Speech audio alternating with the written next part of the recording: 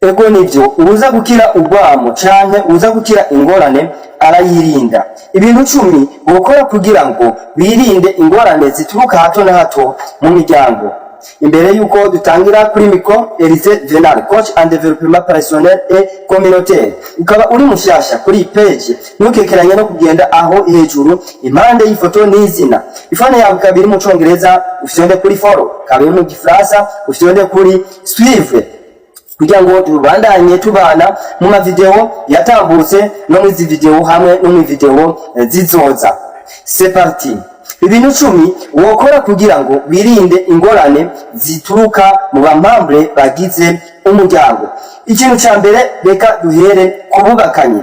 Abubakanye ingorane yanyu nive mu cumba, ngije muri salo, ive muri salo ije mu rugo, ngirinde irenga irembo mutarayitorera inyishu.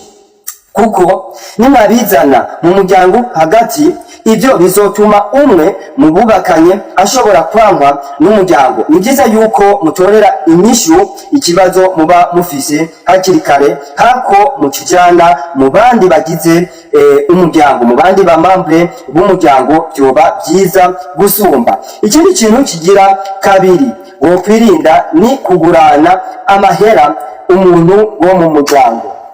Ibyo se ndabivuze kubera yuko hoba harimo urwango, no, ahubwo keshi n'iryo guranwa ry'amahera ku mumambre wo mu muryango bikwega ingorane. Uzamenye yuko niwagurana amahera umwe mu bagize umuryango wawe, uzoyafate nk'impano umuhaye, uzoyafate nkuko umuguranye azoyakwishura mu kiringo runaka, kuko natayakwishura mu kiringo mwavuganye azoba apeze ingorane mu muryango, imiryango isubiranemo, imiryango yankane, ndetse yoshobora kuba separe, divize, yigaburemo kabiri, umwe avuga ati uriya aranyanka, ubundi uriya aranyanka. Ikindi kintu kigira gatatu, ntugapfe canke reka mvuge si byiza gukorana business, gutangirana projet n'umuntu wo mu muryango. Keshi uzosanga umuntu ariko arakora amahinguriro, umuntu ariko arakora projet yiwe runaka, hako azana umumambre wo muri famille ashobora ahubwo kumuha amahera akikorera ivyiwe, ariko akarondera ubundi muntu wo hirya kugira ngo ashobore kuba yo mufasha projet. Mes frères et sœurs, niwazana umumambre wo muri famille kugira ngo mushobore kuba mwofatanya projet, uzamenye yuko rimwe na rimwe hashobora kuba ingorane, ariko kandi si byiza yuko ubwira umumambre uwo ari we wese wo muri famille projet bijanye na projet yawe, bijanye na business yawe, kuko keshi bazokugirira ubwoba hakuzana ivyo gufasha kugira ngo bakwereke neza yuko iyo projet yawe izoba rentable, ahubwo bazoguma bavuga ati iyi ngorane iyi izotuma udatera imbere, iyi byiza wobyiboza. Ni nayo mpamvu uhamagarirwa kudashira muri business yawe, muri projet yawe umumambre wo mu muryango. Ikindi kintu kigira kane wokwirinda kugira ngo umuryango wawe mushobora kuba muvuga nabi abagize umuryango. Hariho umuntu muri famille usanga ariko aravuga uyu ugasanga ariko wanashima arambika ibara abamambure bo mu muryango. Ivyo niwabizana uzomenye yuko biriko birakwega urwango mu muryango. Hagarika kuvuga nabi les membres de la famille kugira ngo mu muryango habeho iterambere mu kwizerana no mu gufatana neza. Ivyo bizogira akarusho gusumba. Si byiza rero mes frères et sœurs kuvuga umwe mu bagize. Kigira gatanu, hagarika kugereranya abagize umuryango. Wewe muvyeyi, wewe grand frère, hagarika kugereranya abagize umuryango. Ngiyaba kanaka, ngiyaba nde, nguyu, ivyo bizotuma habaho inzigo mu bagize umuryango, kuko keshi umwe mu bamambre bo mu muryango azobabona yuko ashirwa imbere cyangwa ushira imbere kanaka, ivyo bigatuma kurura ishari. Kirazira rero kugereranya, kompara umwe mu bagize umuryango.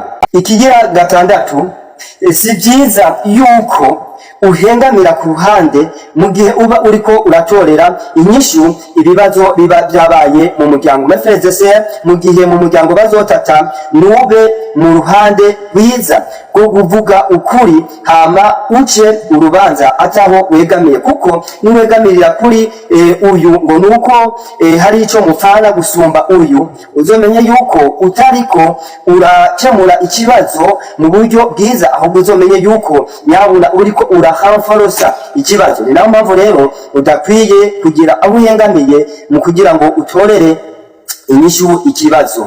Ikigira ni kuvugisha ukuri, haba mu bagize umuryango, abana, umugore, umupapa. Ni byiza yuko muvugisha ukuri, kuko ahari ukuri byose bibandanya bigenda neza. Ahari ukuri hacaboneka no gusaba imbabazi, kandi hamaze kubaho gusaba imbabazi hacakurikira ikigongo. Rero ni byiza yuko mu muryango wovugisha ukuri uwari we wese kugira ngo ibintu bikomeze kugenda neza. Ikigira umunani ni gukengera lebezwe z'abandi. Si byiza yuko hariho abantu bakengereze mu muryango. Hariho umuryango umwe usanga umwe kubera yuko yateye intambwe mu buzima, yamaze kwegera hejuru, yakoze urubanza, adashobora gutumira wewe wo mu muryango wiwe kubera yuko utari kuri nivo yiwe. Usanga ariko aratumira abo hirya kugira ngo aboneke yuko ndi umuntu ameze ukuntu, ariko nibyari byiza yuko ushobora gukengera bamwe bo mu muryango bitwaje ibi na biriya, kuko bishobora gupeka ingorane mu muryango, hakabaho urwango rwa hato na hato, ugasanga ibintu mu muryango mu by'ukuri ntibiriko biragenda neza. Ikigira 9 ni kutubahana hagati y'abagize umuryango. Ni byiza yuko mutonya na mukuru n'ugereranije wo kubahana kugira ngo mu muryango hame hari akamwemwe. Si byiza yuko rero wokengera mugenzi wawe bitwaje igihagararo, bitwaje poste urimo, bitwaje n'ikindi kintu uri, kugira ngo mu muryango ntihazokwaduke ishari. Ikigira 10 ari naco cyanyuma, nuko utofata akanya ko gukritika no gucira urubanza abandi mu bagize umuryango muri famille. Mefrezese si byiza yuko ukritika mugenzi wawe muri famille, umumambo wo muri famille, kana kameze uko, ahubwo nimba ubonye ikosa mu bagize membre de la famille, mwegere umubwire yuko ati ibi ntabwo bimeze neza, hakugende umwararaza mu bandi umukritika, uyameze uku, ibyo birakwega ingorane gusumba. Rero mu ncamake ibyo womenya kugira ngo wirinde ingorane ya hato na hato mu muryango wokurikiza kandi bikazogenda neza, ni kutagurana amahera uwo mu muryango. Niba yamugurana uzomenye yuko umuhaye impano, byoba byiza na mbere utamwishuze ayageretse ko, ahubwo mwohana gahunda yo kuyakwishura, natana yakwishura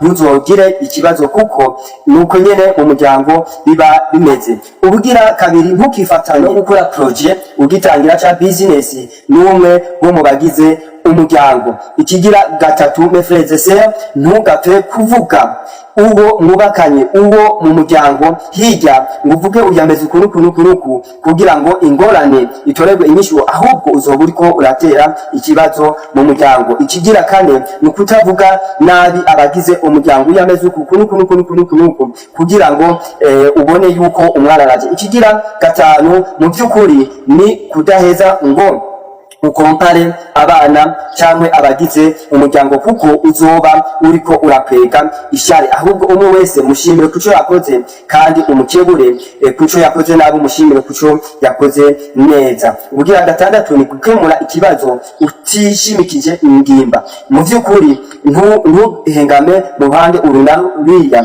kugira ngo uheze uzane inyishu no kuvugana neza hagati y'abagize umuryango. Ikigira 7 ni kuvugishanya ukuri hagati y'abagize umuryango. Ubugira 8 gukengera ibyo bamwe bakeneye mu muryango wishimikije ico uri, kutubahana, ikigira 9 kutubahana hagati y'abamambure bagize umuryango hamwe, ikigira 10 gucira abandi urubanza no kubakritika. Bifuza ko tubana mu byigwa nk'ibi, ntukekeranye no gukora commentaire partage na Steve kugira ngo dushobore kubana turi benshi kuri iyi page, kandi ntukekeranye no kudusangiza igitekerezo utubwire ico twohindura kugira ngo tubandanye twaguka. Iyo ufise ubumenyi ukabusangiza abandi, ni kimwe mu bimenyetso bituma ubumenyi bwawe butera bwiyongera. Ndabashimire rero, ndabakengurukire nkuko bimenyerewe kuri micro Elise Venal. Alors lentement jusqu'au rendement. À la prochaine occasion. Peace out. Thank you.